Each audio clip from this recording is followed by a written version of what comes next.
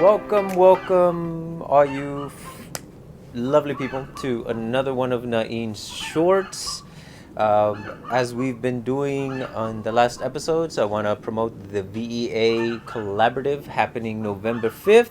It's coming up. It's like a week and a half away, something like that. But please be sure to be there. There's going to be a lot of great vendors, great food, and of course, training for 8 hours. There's a tentative schedule already set up. Again, go to the VEA Collaborative on Facebook and you get to see where, who, and what's going to happen at what time. You have a really good idea of when you can be there. And, well, we want you to be there all day, really. But it's going to be a lot of fun. We're going to be there for sure, and we hope to see you. So mark the date, make your plans, cancel on your family, and I'll see you in Manteca. And if you want a reference to that, just watch a few episodes back talking about the difficulties that happen with training martial arts and being as dedicated as some of us are to it. Because we're always trying to advance, we're always trying to grow. I'm a lifer. I don't know if that's the proper term for it, but I definitely have every intention to train for the rest of my life. And at what point do I then start advancing the things that I know, the things that I am most familiar with? Primarily a very basic understanding of FMA that has turned into more of a mental process of assessing information and taking in information. I'm also training with Kaju Kempo right now. But how do I take those things that I learn and make them work for me?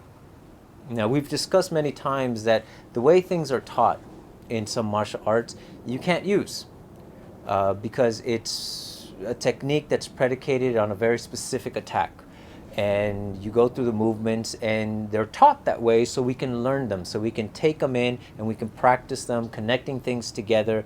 But eventually they become individual pieces that we break apart and use whenever we need them to. And depending on our comfort levels, we use some more than others.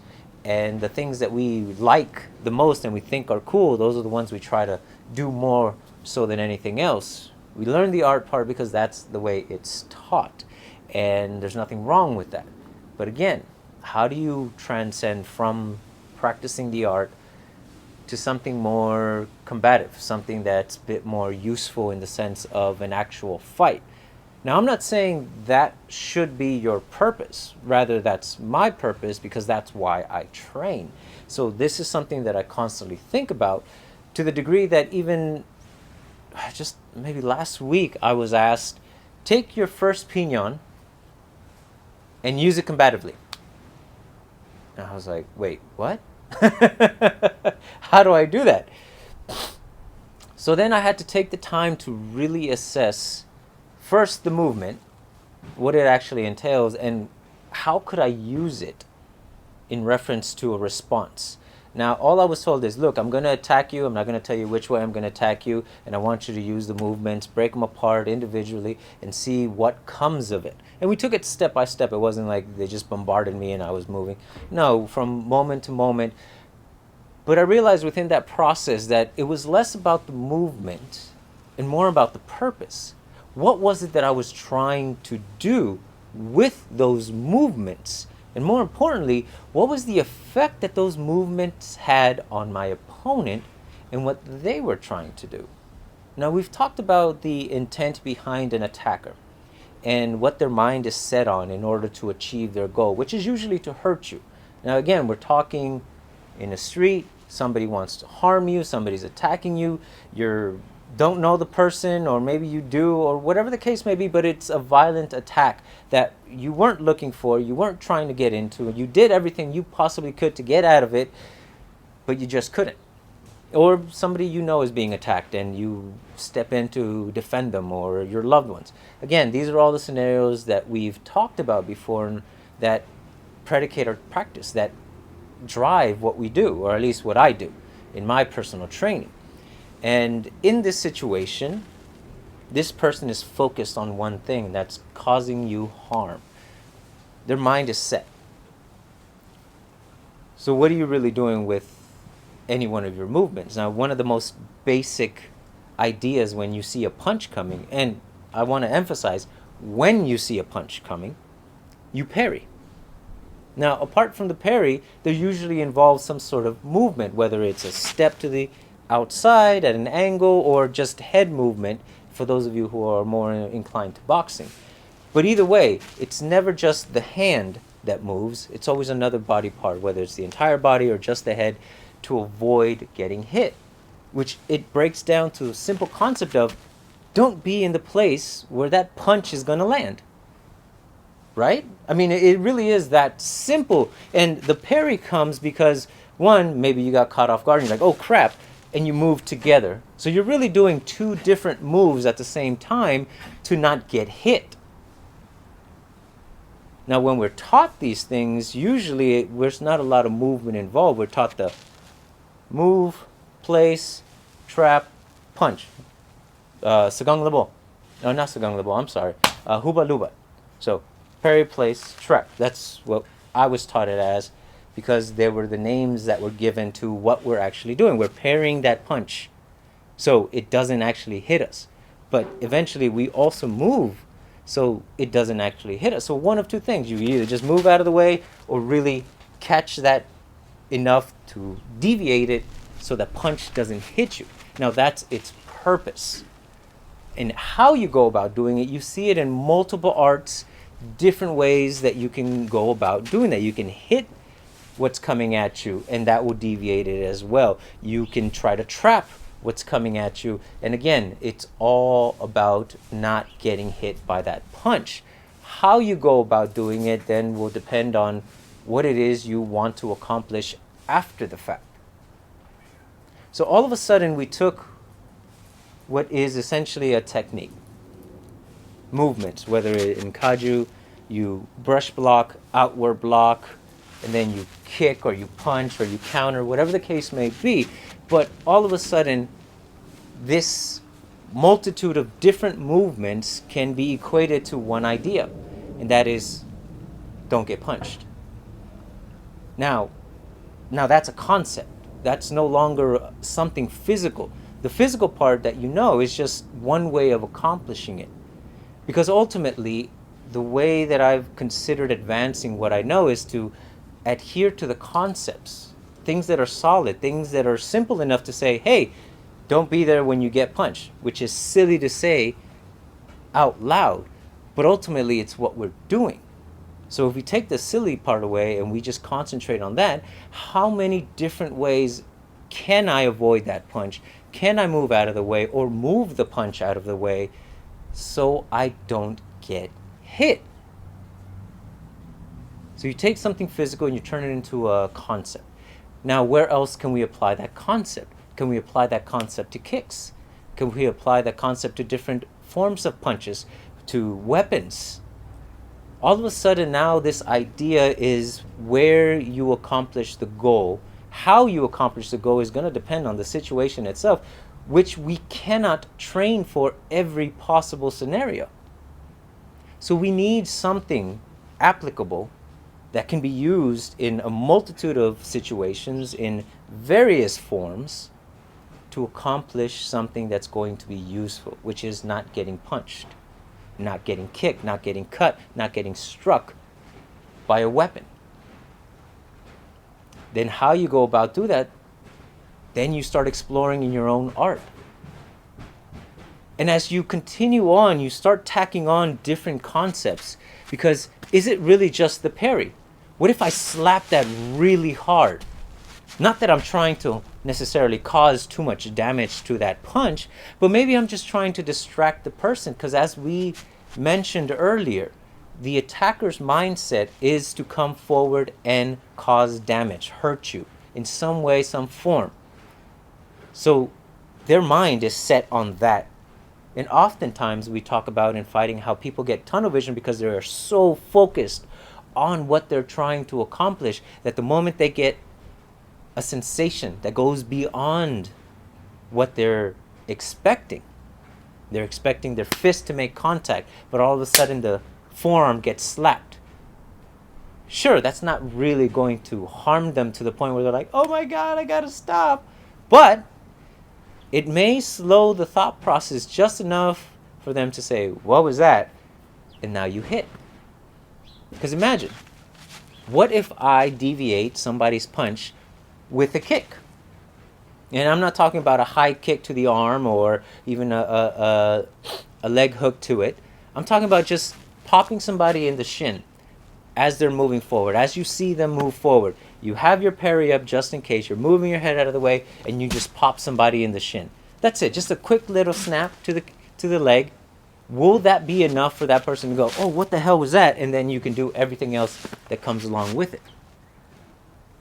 The answer to me is yes, because we've actually done that. We've practiced those ideas before, and that's the key. We've practiced them as ideas. How many different ways can I stop somebody from thinking what it is that they're trying to accomplish? Again, now I'm adding concepts on top of concepts. Don't be where you're going to get punched.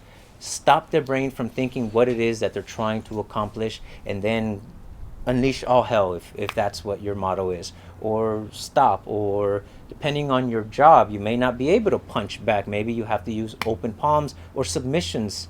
But either way, the idea of getting somebody to stop what they're doing simply because their brain can no longer process that information because you added a stimulus that completely took them out of the element, which is to cause you harm, and they have to reassess the situation.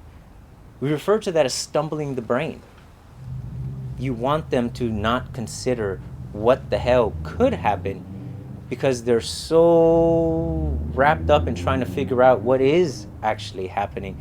They got hit in the leg, they got hit in the rib, they got hit in the face. And all these not being devastating shots, but just enough for them to think like, holy crap, what the hell is going on? And before they know it, they're on the ground. They're flipped down, they're thrown.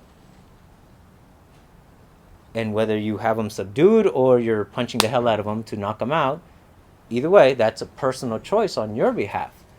You're now using ideas, supplementing them or executing them, using the individual pieces you learned in your art, the individual moves that you learned in sequence but can now break apart because you're not focused on completing a technique, but rather completing a goal. And the goal is to stop that person from harming you. I was asked just a week ago, teach me something that you've been working on. And that always makes me a little nervous. Now, I can do it a lot easier now than I did way back when, but I still get nervous at the idea that here I have to teach something that I don't know about. It's like, that doesn't make a lot of sense. So what are you working on? And teach me what you're working on. And I was like, holy crap, what the hell am I going to teach? And a punch was thrown and a move was done. And there was contact, but there wasn't any impact. It wasn't about harming the arm that was coming out. It was literally just reaching the head, taking enough of a step to the side, and I extended my hand and I touched the back of their head. Just touched it. Did I accomplish the idea of the parry, keeping that from hitting me? Yes. Did I accomplish the idea of stopping that person from throwing the next punch because they were way too confused as to what was actually going on? Yes. It wasn't a hard thing to do, and it wasn't a stringent thing. It was just me placing my hand on the back of somebody's head. But what would that lead into? If the next punch was coming, my elbow's already coming forward, or my hand, I'm stopping that as I'm grabbing the back of the neck and then pulling or bringing down. There were so many more options that I could do, no longer based on a preset movement, but rather the idea that I just want to get to that head. And I took it literally. I want to stop the head from thinking, so my first thought was, oh, let me touch the head. Let me touch the part that holds the brain that we want to stop from working just long enough for me to get the upper hand. And that is another concept in itself. Never walk into a fair fight. If you ever find yourself in one, your tactics suck. I read that somewhere and I thought, oh, that's so cool. But if we think about it, you never want to have to be at 50-50 because you have no idea what the outcome is going to be. But if you're always ahead in some way, then you're better off. But if you're fighting somebody whom you've never met, who you've never seen before, you don't know how fast they are. You don't know whether they're trained or not, or how well trained, even if they do seem to know something. You don't know if they're fast, if they're strong. I mean, all you can really assess is, well, how big are they? How little? How heavy? How confident are they in the way that they're moving? Again, these are all ideas now on how to assess the information in front of you, but ultimately, until they throw that first punch, until they actually make contact with you, you don't really know any of that. But if in your mind, and this is just my idea, and I could be completely wrong, if your mind you're already thinking of ways to stop them from using their thought process, because that's going to slow down, at the very least, their physical ability to use whatever they know or don't know, then wouldn't that mean that you're ahead in some way, that it's no longer a 50-50 shot? Maybe it's more of a 60-40 shot. Sure, 60 is not that much better than 50, but it's definitely better than 40.